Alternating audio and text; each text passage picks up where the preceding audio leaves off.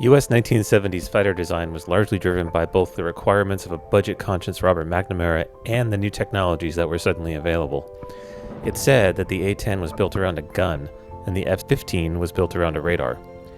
The F-111, developed slightly earlier, was also built around a series of compromises between the Air Force and the Navy, with only the Air Force variant being built. Yet, within the halls of the Pentagon, a lone colonel was railing for a different set of requirements from which to base fighter designs. Colonel John Boyd, a veteran of the Korean War, had spent a large portion of his time thinking about warfare and why American pilots were more successful in Korea during dogfights than their adversaries. He had developed the energy maneuverability, which tried to explain how well an aircraft would maneuver based on velocity, thrust, drag, and weight. Simply put, utilizing the theory, it was said that an aircraft that could flow from one maneuver to the other more easily will have an advantage in the fight. And since dogfighting is all about having more energy than the opponent, the aircraft that had more available energy at any given moment should be able to win. But Boyd was critical of the F-15 and the F-111 for its inability to turn. Eventually, Boyd's desire for a small, nimble fighter that could effectively outturn an opponent was realized through the lightweight fighter program, of which the F-16 was declared the winner. Its competitor, the YF-17, would go on to be developed into the successful F-18 and its derivatives. While it might be an exaggeration to say that the Navy never embraced Boyd's EM theory, the F-18's development saw it get bigger and bigger and stray away from that small, nimble concept that bore out the YF-17. It's said that the F/A-18 E and F models are effectively different airplanes than the C and D models that preceded it. So, the Navy never got its own version of the F-16. But if a clean-sheet naval version of a carrier-based fighter, maintaining the small and nimble requirements, was developed, what might that look like?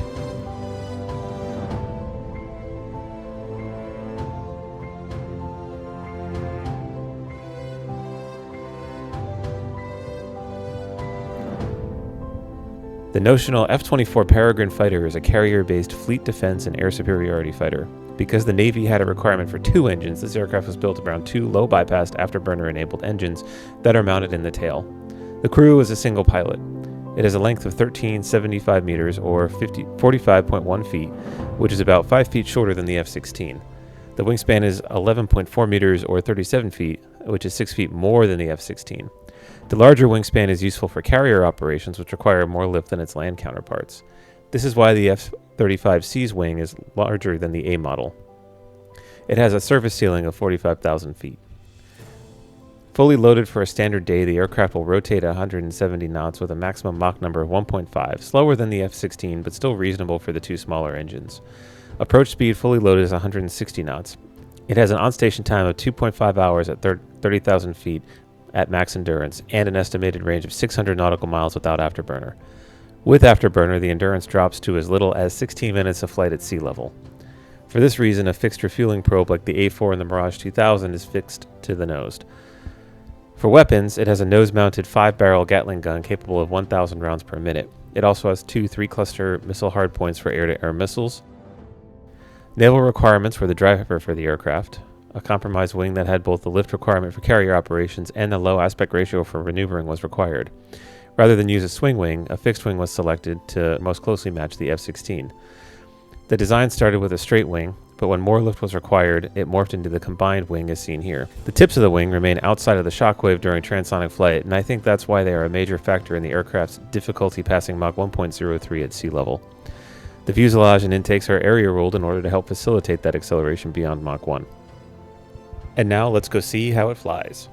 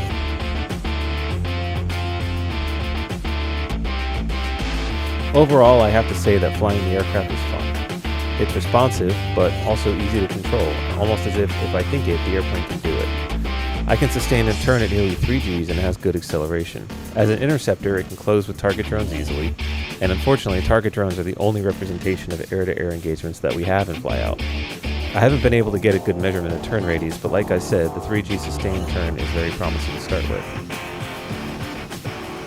And combined with its roll rate, it actually could be a good fighter.